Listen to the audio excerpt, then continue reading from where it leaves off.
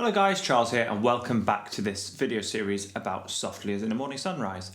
Today we're going to talk about comping and how to play something interesting-ish over these changes. So let's get straight into it. Now there's three really essential elements, I believe, to comping. The first is that it has to be melodically interesting but not distracting. The second is it has to be rhythmically interesting but not distracting. And thirdly, the voicings need to be practical, so as not to be distracting. So I'm going to keep revisiting those ideas throughout this video and hopefully you'll get a better understanding of what I mean by that. So let's start by looking at the A section. Now the great thing about the A section of this tune is it's just a recurring minor 2-5-1. So this is a great study for minor 2-5-1s. Now in the first video I spent some time identifying the non-diatonic chords of this tune. Now some of you might be thinking, well, you missed one out there, Charles, and I certainly did. And it's the G7 flat 9.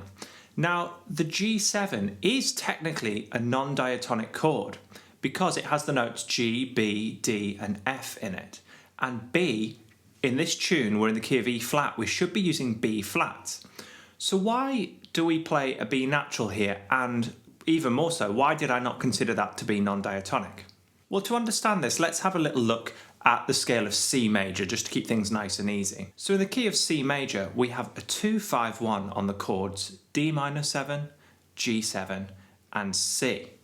That gives us a lovely resolution, sounds really nice like this.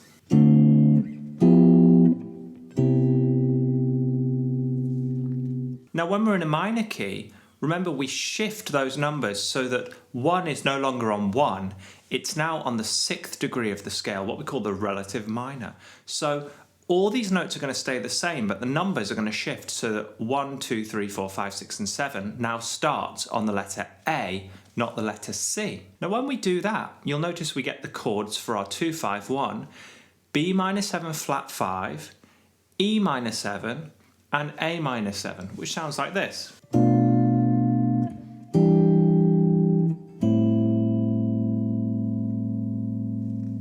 Now although that sounds absolutely fine, it doesn't quite have the same pull and the same power that the major 2-5-1 did. So all we do to rectify this is turn that E minor 7 chord into an E7 chord, a dominant 7 chord. And all of a sudden it goes from something sounding pretty weak to something that sounds pretty strong like this.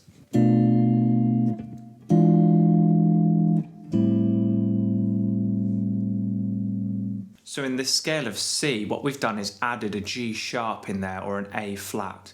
And what we've essentially ended up creating is the major bebop scale. So that's one of the reasons why we use the bebop scale, because it gives us this dominant pull for the major 1 chord and the relative minor 1 chord. So yes, long story short, B natural is technically a non-diatonic note, but we don't think of it that way. If we're in relative minor key, it's just something that comes along with the deal, and we think of it as being part of the scale. And in fact, you'll see this in the harmonic minor scale as well. Here's C harmonic minor, and it's got that raised 7th degree B natural, but still got the A flat to give us that G7 flat 9. So personally, I really focus on 2 scales when I'm comping. The first is the minor pentatonic scale. I use that most of the time. And then when I want a little bit of colour, I lean towards some Barry Harris 6th diminished stuff. But I don't use that all the time. Remember, all of these harmonic systems can kind of convince us that we need to just focus on that one thing. But at the end of the day, as I said at the start of this video, there's a few things that are more important than the exact voicing you choose. So let's go through the A section, choose some voicings, and I'll show you how I go about doing this. And hopefully you'll see that it's less about the specific harmonic system, whether it's 6th diminished, whether it's generic modality compression, whether it's doing 4-part Bach voice leading, doesn't really matter what it is, piano style voicings. It's the lowest rung on the ladder of importance when we're comping because we've got a job to do. So for these minor 2-5-1s, I'm going to simply carve a melodic path through them that is not going to be distracting for the soloist. And I might just want to play a really simple melody like da da. Just going up and down the scale like that. So once I know that that's what I want to do, I just need to come up with a voicing that has that note in it. So like I say, I use the minor pentatonic scale all the time. So to keep my melody going here, It's a nice simple melody, it fits over the changes. I'm going to start on this voicing here, this C minor voicing, which comes from the minor pentatonic scale. So this is the chord scale you need to practice. If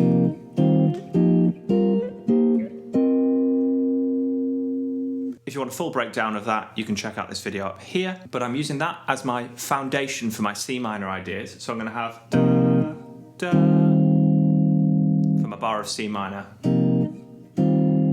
Now I'm in bar 2, I need a D minor 7 flat 5. Well, he lives here. But I wanted this melody note G. Well, what do? I just play that note on the top, simple as that. And then I want to go down to the note F. Well, I need a G7 chord here, but what I'm going to play instead is the Tritone Substitution. So on G7, I can play G7, B flat 7, D flat 7 and E7 in theory. However, I let my ear guide me whether I'm going to use that family of 4 or not, but the tritone always sounds good on a minor 2-5-1. So in this case I'm going to play this voicing, which is a D flat 7 flat 5. It's also a G7 flat 5. This top cluster is just a G7, G, B, F, and I've got D flat in the bass. So you can think of it as a G7 flat 5 or a D flat 7 flat 5. So far I've got this. Now I need to add a little bit of rhythm to it, and I just do that by feeling, just by listening to lots of music. I've got a feel for the sort of thing that would be nice. A 1, 2, a 1, 2, 3, 4. Something really simple like that. Now, a great thing to focus on when you are listening to music is the left hand of the piano player, especially if it's just a trio and there's not someone for the piano player to rely on to give them the chords. You'll notice that a left hand of a piano doesn't tend to sit there and go.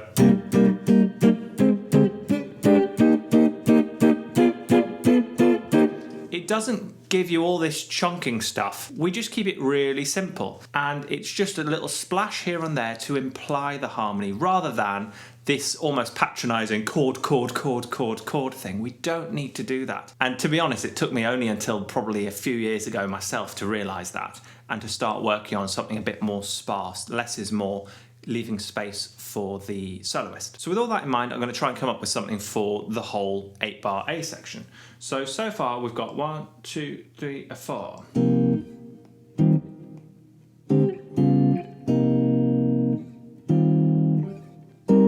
Yeah, I feel like I want to go up to this note now.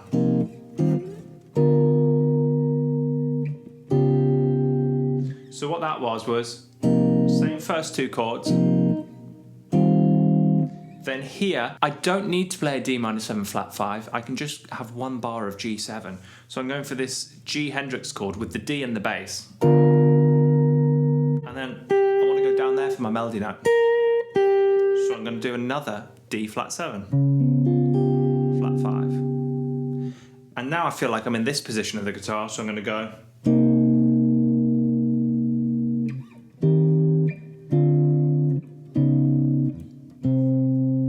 Something like that. So I've got here C minor, first inversion, D minor 7, just using 3 strings here, D, C and F. And then D flat 7 again. I'm just using this all the time now because I like that sound. And that's D flat 7 with the 9 on there, so D flat 9. And then I can just go to an octave if I want here.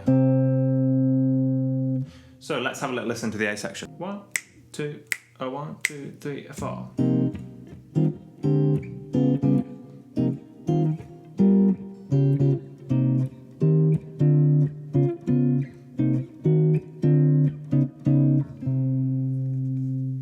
Something along those lines, really simple, but I'm just outlining a single top note melody and building a chord underneath it. This takes a lot of time to get even as confident as I am, and I'm by no means particularly strong at this compared to some of the other things I do, but it's something I am constantly working on, and it does take a long time. Just stick with it, you'll get there.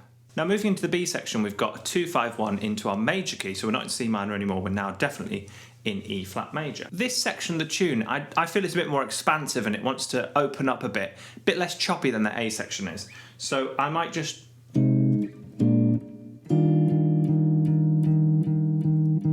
establish some sort of pulse for this. Maybe an open string there for my C7. Now that's an important point here. I'm playing an E diminished. The C7 flat 9 and the F sharp diminished both function the same way. What I mean by that is a 7 flat 9 chord is a diminished. So C7 flat 9, to play a diminished on it, you build a diminished chord on its third degree, any flat 9 chord. So if we want to play a G7 flat 9 using a diminished voicing, we build a diminished chord on B, because B is the third degree of G. In this instance, C, if we want to build a diminished voicing on it, we build it on the third degree, E.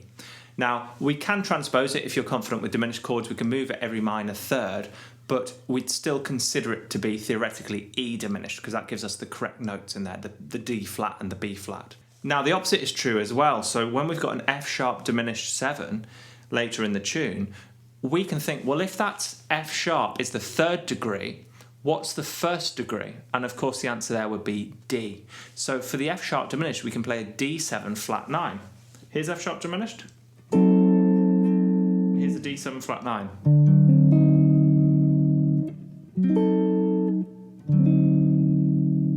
So they're the same thing. And it's useful to know that because it can really help you visualize voicings on the fretboard. Right, so what have I got here so far? So E flat major 7.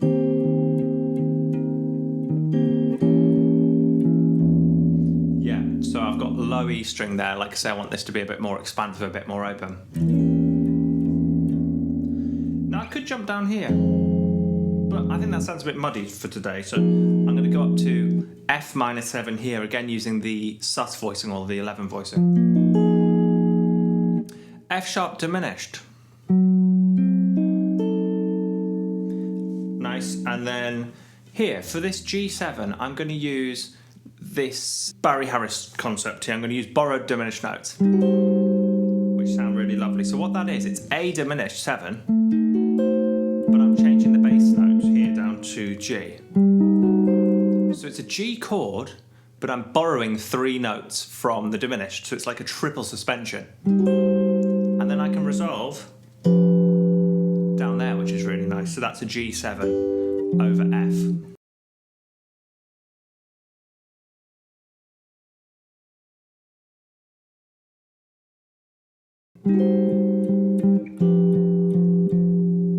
So that B section is really nice and simple, and it just voice leads for me. It just does the work. Melody-wise, I'm just hearing this ascending idea. We talked about this in the previous video, how the B section sounds like it's kind of going upwards, and so we can reflect that in our voice leading. Now going into my final A section here, I'm kind of now in this area of the neck, so I don't want to just jump back down to what I was doing before, because that doesn't make sense. So from here, I probably want to go into this sort of area.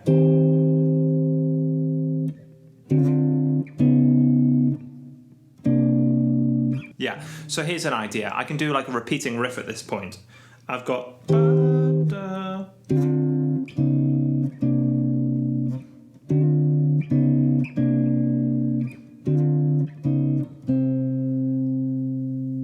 like that. So all that is I've got this minor first inversion chord here. Then I'm playing basically a D7 shape, but sliding the top note down from the major third to the minor third. Got to time that. D flat 7 with the 9 on the top. C minor 9. Do that again. I can add the 5th on the top this time, change the melody. And then one last time. Got octaves there to give me some interest. Okay, so I'm just thinking out loud here with all these ideas, and every time I play this, I will play it slightly differently. But hopefully you appreciate the concept here. Let your ear try to tune in, and again, this does take time, but let it tune into a simple melody that's going on at the top, and just build top down from that melody note, fit a comfortable voicing underneath it. So I just want to reiterate what I said at the start of the video here. Melody first, but not too distracting. Interesting rhythmically, but not too distracting. And then practical voicings. So the interesting melody, you've heard how uninteresting that can be. It just has to make a little bit of logical sense. Rhythmically, you'll find that by just focusing on the left hand of the piano player, noticing how sparse and rarely they play, it'll inform you as to how you're probably overplaying. Gary Burton talks about listening to the soloist to the point where you can describe their solo afterwards. If someone stops mid-performance and says, what were the key points of the solo that so-and-so has just played, and you can't describe that, that means you were too involved in your own playing and not involved enough in their playing. And again, you probably overplayed. And then finally, the practicality of the voicings. So let me give you an example of this. So I could have gone,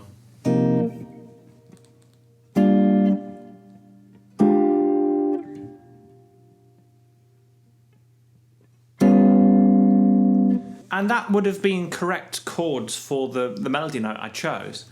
But there's no way I can do that confidently. Just finding the chord there is taking up all of my brain power. I can't play effectively like that. Now, when you see guys like Holdsworth and Eric Johnson using these wonderful voicings, and they do them so effortlessly, they've rehearsed those, and they've got them to the point where those voicings are truly practical for them. They are not practical for me.